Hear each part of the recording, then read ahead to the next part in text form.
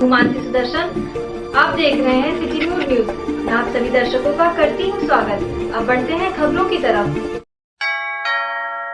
बाबा साहब भीमराव अंबेडकर की जयंती पर विराट दंगल आयोजन अयोध्या के पठानटोलिया में किया गया, जिसमें उत्तर प्रदेश के नामी गिरामी पहलवानों ने हिस्सा लिया। कार्यक्रम के मुख्य अतिथि अयोध्या हनुमानगढ़ी के सरपंच बाबा भवनाथ दास ने हनुमान जी की प्रतिमा पर माला पहनाकर कार्यक्रम की शुरुआत की तथा विशेष अतिथियों में सीआरपीएफ के कमांडेंट चौहान जी, मित्र मंच के प्रमुख शरद पाठक, बाबा पूर्व मंत्री पवन पांडे तथा पूर्व के कई पहलवान उपस्थित रहे। कार्यक्रम के अध्यक्ष पार्षद प्रतिनिधि राम अजोर यादव ने कहा कि पिछले कई वर्षों से हम दंगल का आयोजन करते हैं, जिससे युवाओं में दंगल के प्रति रुचि बढ़े। मैं अयोध्या के और बाहर से आए हुए हमारे सभी पहलवानों को धन्यवाद देता हूं, जिन्होंने दंगल में आकर दंगल को कामयाब बनाया। दंगल में विशेष अतिथि के रूप में पहुंचे मित्र मंच के प्रमुख शरद पाठक बाबा ने बताया कि राम अजोर जी का धन्यवाद करना चाहता हूं, जिन्होंने सनातन संस्कृति के खेल कुश्ती को जीवित रखा हुआ है। ये कुश्ती प्रतियोगिता पठानटोलिया मोहल्ले में अमानीगंज वार्ड में प्रत्येक वर्ष में करवाता हूँ। मेरा कुश्ती करवाने का केवल एक उद्देश्य है कि ग्रामीण जो पिछड़ा क्षेत्र है यहाँ से लड़के निकल करके राष्ट्रीय अंतर्राष्ट्रीय स्तर पर अपना नाम रोशन करें और कुश्ती के प्रति लोगों का रुझान बढ़े, इसलिए मैं कुश्ती करवाता हूँ। इस कुश्ती प्रतियोगिता में दिल्ली, जौनपुर, गोरखपुर, बनारस और मेरठ के पहलवान भाग लिए हैं।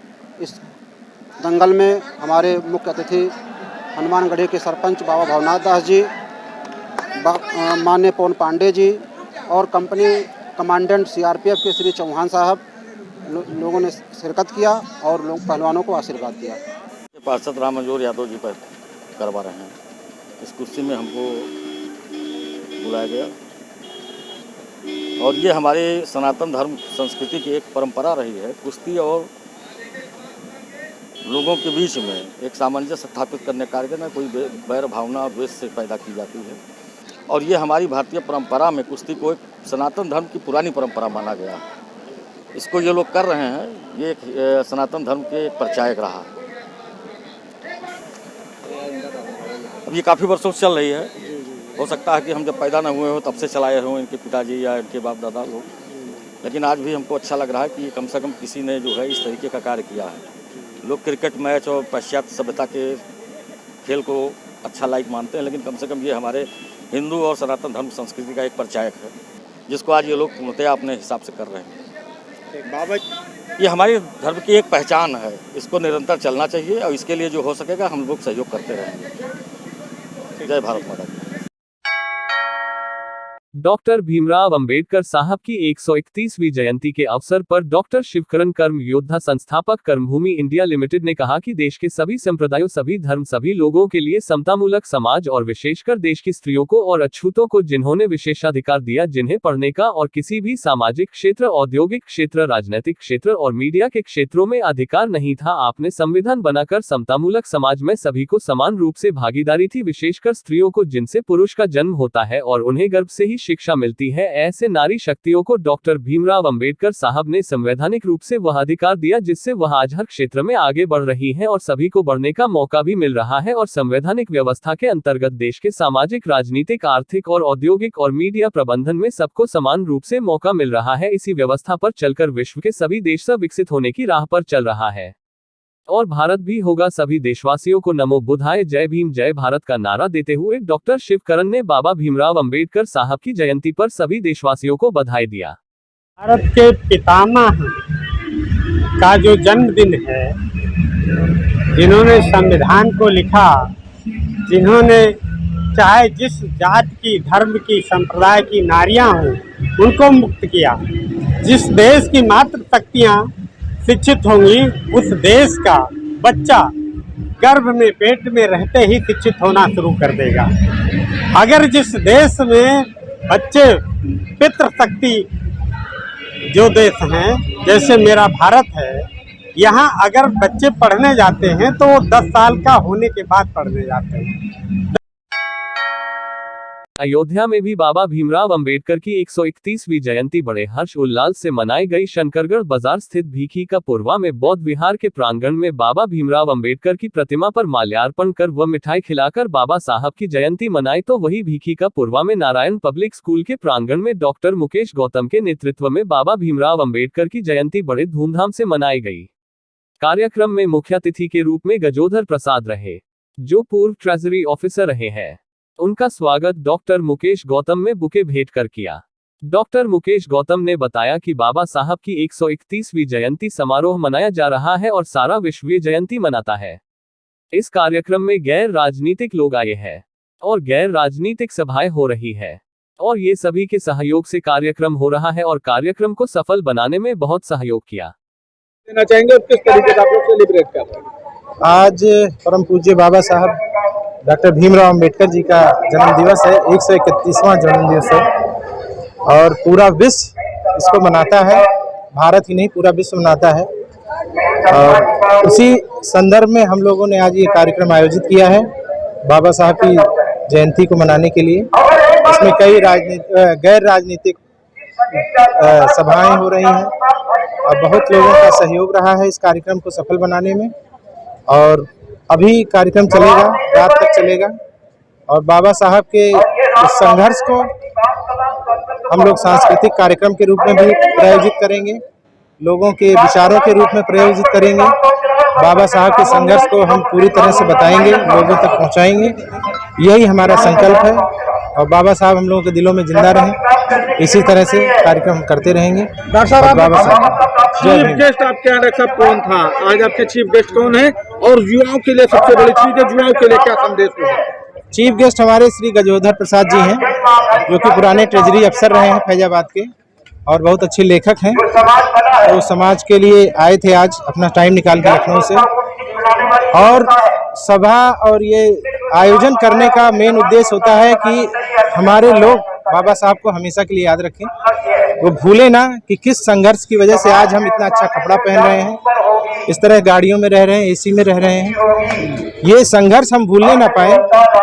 ये बाबा साहब के संघर्षों को हमें बच्चों से लेके बूढ़ों तक को सबको हमेशा याद दिलाते रहना है, इन्हें बताते रहना है कि क्या ये बाबा साहब ने किस तरह से संघर्ष किया, किस तरह लोगों ने उनको प्रताड़ित किया और आज जो उन्होंने हमें दिया है, इस देश को दिया है, इस देश की महिलाओं को दिया है।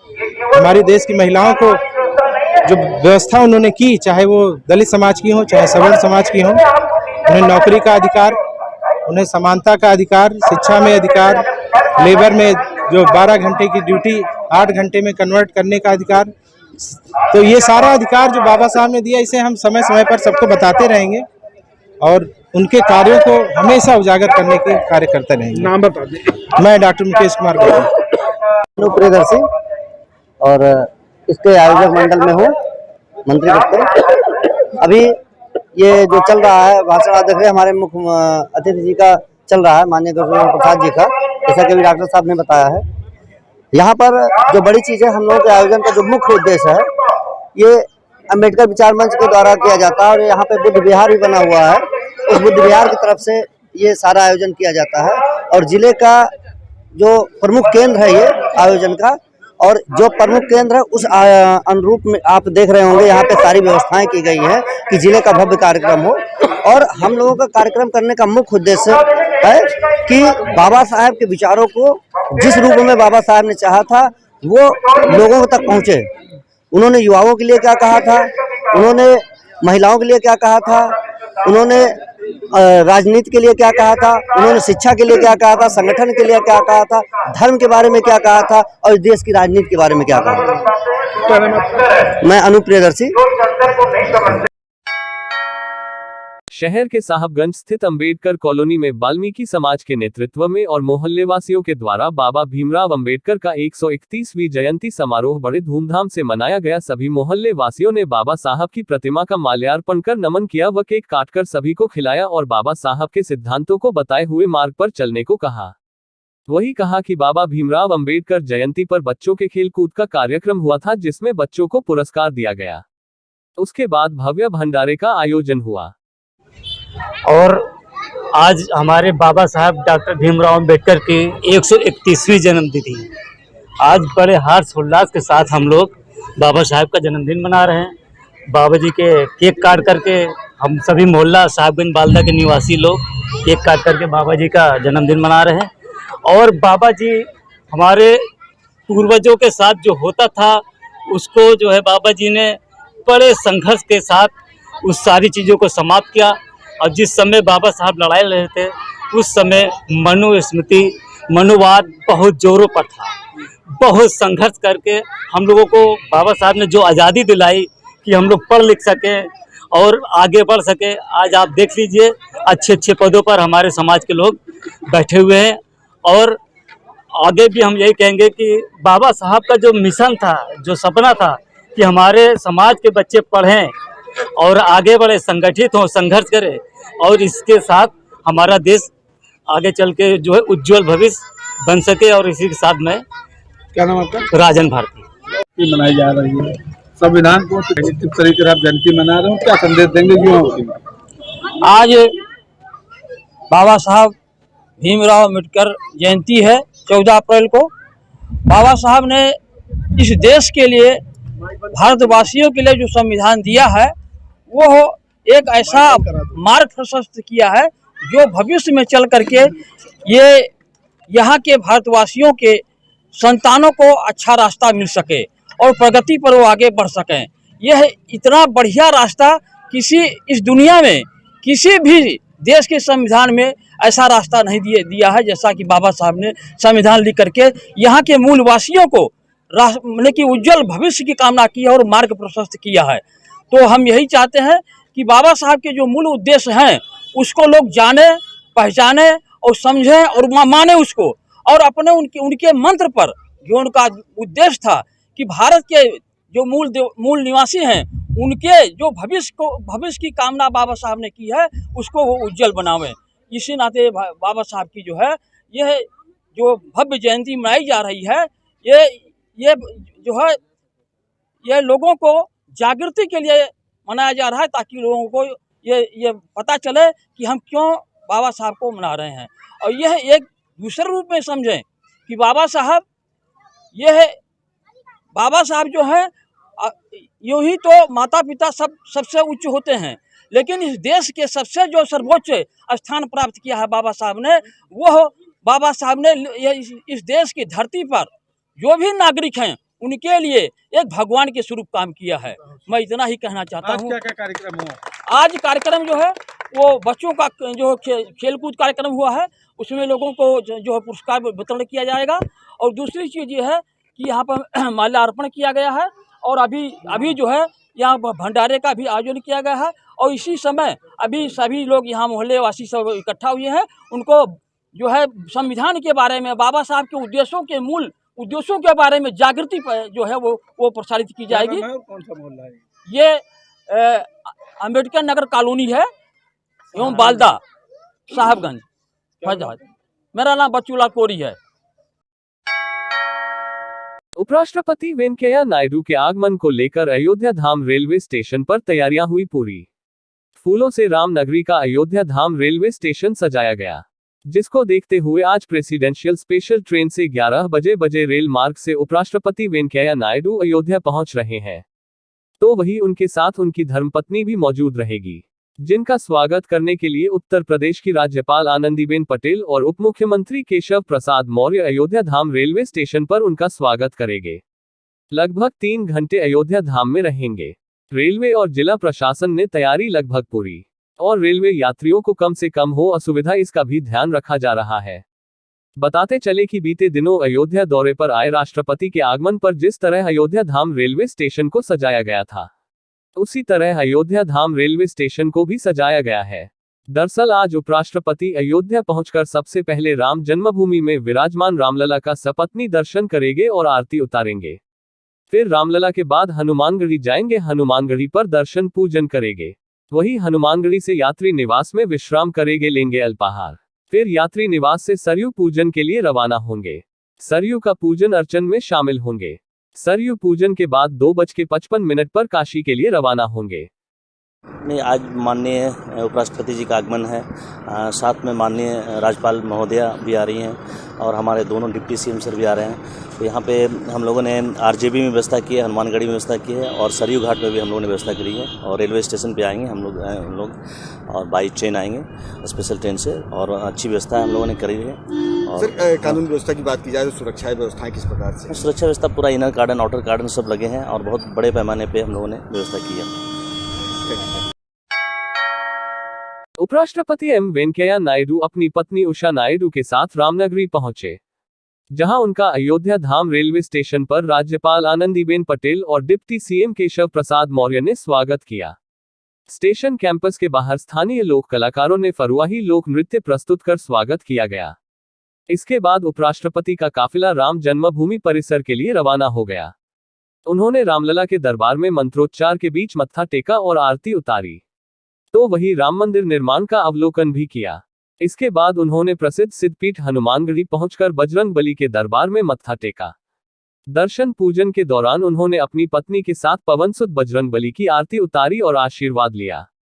राम जन्मभूमि परिसर में पहुंचकर उपराष्ट्रपति एम वेंकैया नायडू और उनकी पत्नी उषा नायडू समेत राज्यपाल आनंदीबेन और उपमुख्यमंत्री केशव मौर्य ने मंत्रोच्चार के बीच रामलला की आरती उतारी। कार्यक्रमों की कड़ी में उपराष्ट्रपति ने अपनी पत्नी के साथ राम जन्मभूमि परिसर स्थित मंदिर निर्माण स्थल पर जाकर कार्य का निरीक्षण किया और राम मंदिर निर्माण की पूरी प्रक्रिया का 3D वीडियो के माध्यम से अवलोकन किया। इस दौरान श्री राम जन्मभूमि तीर्थ क्षेत्र ट्रस्ट के तमाम पदाधिकारी मौजूद रहे, जिन्होंने उपराष्ट्रपति का स्वागत किया। इसके बाद उपराष्ट्रपति पत्नी के साथ हनुमानगढ़ी में दर्शन पूजन के लिए रवाना हो गए हैं। हनुमानगढ़ी परिसर पहुंचने पर वैदिक आचार्य पंडित संतोष वैदिक के नेतृत्व में ब्राह्मण आचार्यों द्वारा उपराष्ट्रपति का स्वागत किया गया। हनुमानगढ़ी पर मुख्य महंत गद्दी नशीन प्रेम शंकर दास ने चांदी की गदा भेंट किया।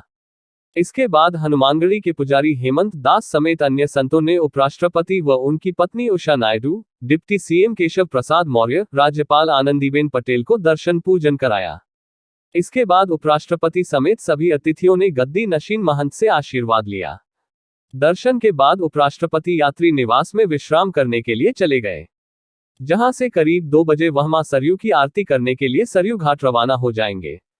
दर्शन पूजन करने के बाद 2:45 पर अयोध्या रेलवे स्टेशन से उपराष्ट्रपति प्रेसिडेंशियल स्पेशल ट्रेन के द्वारा वाराणसी रवाना हुए। अयोध्या में उपराष्ट्रपति माननीय वेंकैया नायडू जी का आगमन हुआ है। यहाँ पर पूरे अयोध्यावासियों ने उनका स्वागत किया है और वेंकैया नायडू जी दर्शन करने जा रहे हैं। आगे राम का मंदिर निर्माण हो रहा है, उसके बारे में जानकारी करेंगे। वहाँ से हनुमानगढ़ी, वहाँ से वो अयोध्या जी के किनारे गेस्ट हाउस है, वहाँ पर उनका भोजन है और अयोध्या के विकास के संबंध में भी चर्चा है। इस तरह से उनके आगमन से अयोध्या को क्या लाभ होगा? अयोध्या के विकास से संबंधित बातें करेंगे, बहुत सारी जानकारी होगी। माननीय प्रधानमंत्री जी से हम लोगों से भी बात करके ठीक। आज के लिए बस इतना ही। कल फिर मिलेंगे इसी समय इसी चैनल पर। अब हमें दीजिए इजाजत। नमस्कार।